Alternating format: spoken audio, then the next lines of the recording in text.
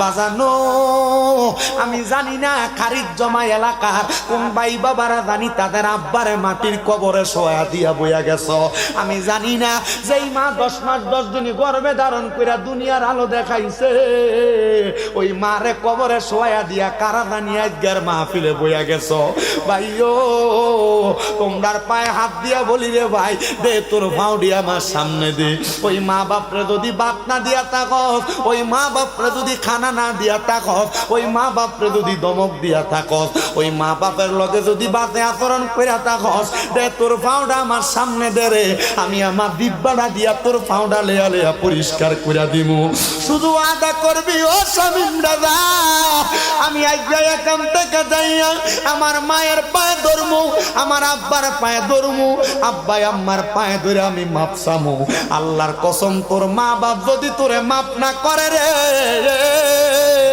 আমার আল্লাহ তোরে মাফ করতো না। বলে হুজুর কেন? আব্বারে ওই মা বাবার মনে কষ্ট দিয়া, মা বাবার রাগ করাইয়া এমন ওয়াজ মাহফিল না পুরা সিলেট বিভাগের বড় আলেমাইনা ওয়াজ করাইবা, আল্লাহর কসম এই ওয়াজ দিয়া কোনো লাভ হইতো না রে ফুট পুত্রে ফুট। ও আমার খারিজ জমা এলাকার মা মনে রাখো, এমন মা বাপ তোমারে বড় কষ্ট করে মানুষের মতো মানুষ করছে। আব্বা বন্ধে কাম করতে করতে আব্বার মাথার ব্যথা হয়ে গেছে গা, আব্বার পায়ের গোছাটি ব্যথা হয়ে গেছে।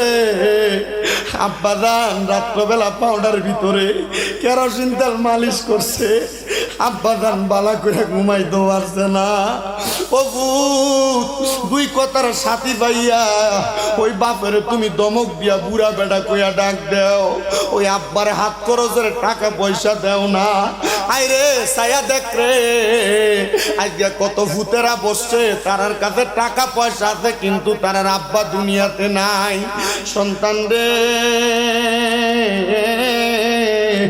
তোমার আব্বা জানের নিজে খালি পায়ে হাঁটতো, তুমি সন্তানরে নতুন জুতা কিনা দিত। চিন্তা করে দেখো ওই নতুন জুতা পায়ে দিয়া তুমি রাত্রবেলা খাটের মধ্যে দৌড়াদৌড়ি করছো।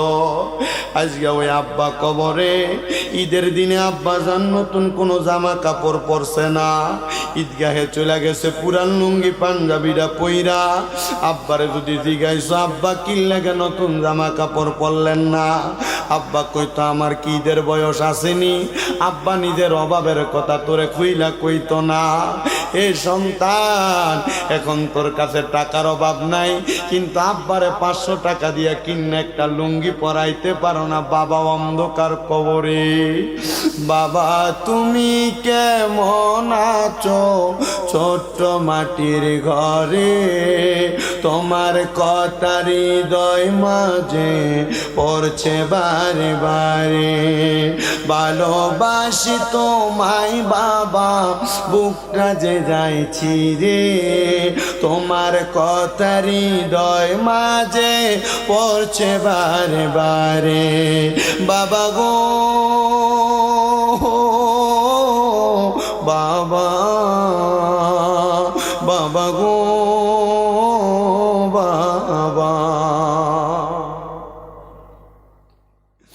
এ খারিজ জমার যুবক, এ মুরব্বী বাবা,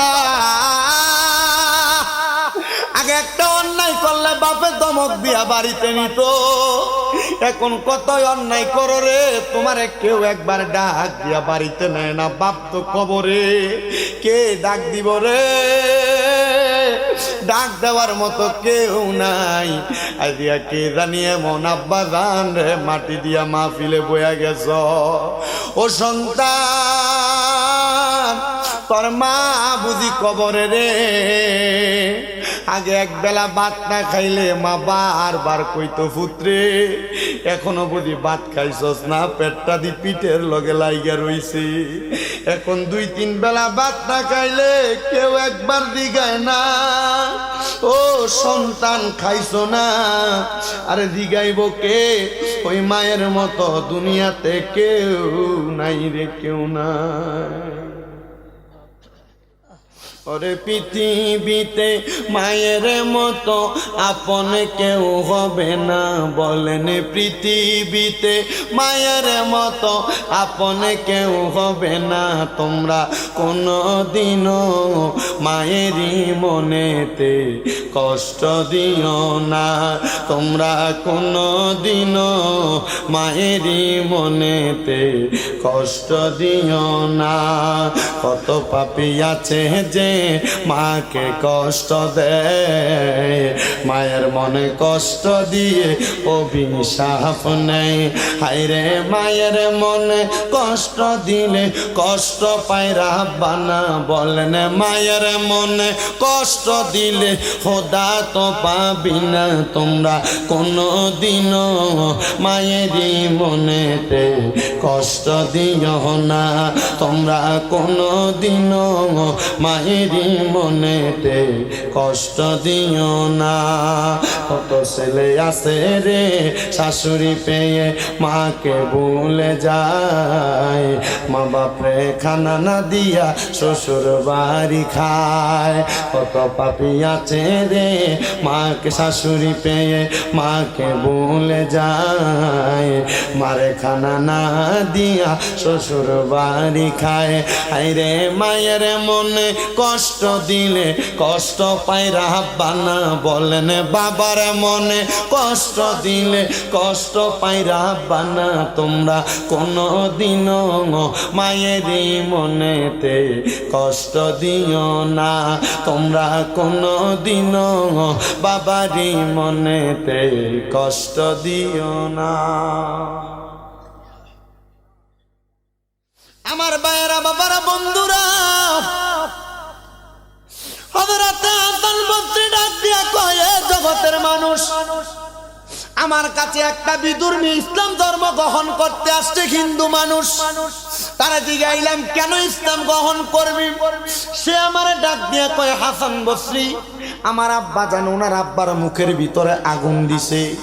আমি চিন্তা করলাম, যেই বাপ আমার জন্ম দিল, যেই ধর্মে থাকলে জন্মদাতা বাপের মুখের ভিতরে আগুন দেওয়া লাগে, আমি ওই ধর্ম ধরতাম না, ওই ধর্ম পালন করতাম না, আমি ইসলাম ধর্ম গ্রহণ করবো। বলে কেন জানো? বলে ইসলাম ধর্ম গ্রহণ করলে একটা মানুষ যখন মারা যায়, মারা যাওয়ার পরে কত সুন্দর করে গরম পানি দিয়ে আলতো আলতো করে তারে গোসল দেয়। আব্বারে, আমি জানি না কোন মৃত ব্যক্তির গোসলের সময় তোমরা কাছে আসিলানি।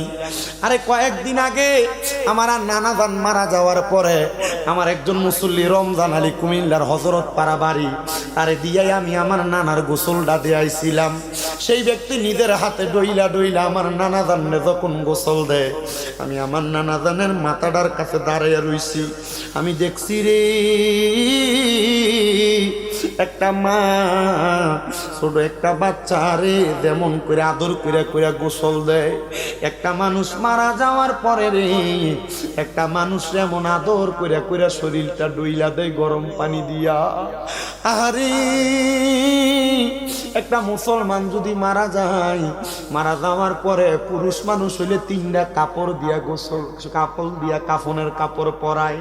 মহিলা মানুষ যদি হয় 5টা কাপড় দিয়া কাপনের কাপড়টা দিয়া মোড়া দেয়। আমি দেখছি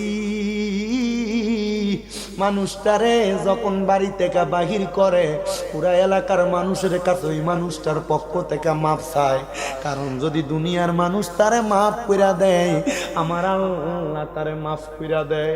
কত গুনাহ করছো, দুনিয়ার মানুষ তোমারে মাফ করবো নি, এটার হিসাব তুমি না দিবারে বাবা। আমি দেখছি জানাজার মাঠের মধ্যে নিয়া সবাই একজন আর একজন রে জিগায় লোকটা কেমন ছিল, সবাই এক বাক্যে বলে ভালো ছিল।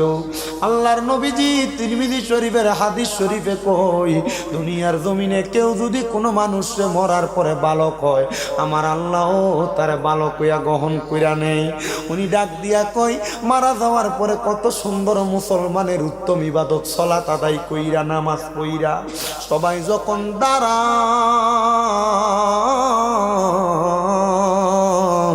দাঁড়ায়া নামাজ কইরা, চারজনে চার কান্দের মধ্যে কইরা, কবরের মধ্যে তিনজনে মিলা নাইমা তার কবরে শোয়া মাথাটারে কেবলামুখী কইরা, কত সুন্দর বাঁশ দিয়া, কত সুন্দর চাটাই দিয়া তার কবরে মিনহা খলাকনাকুম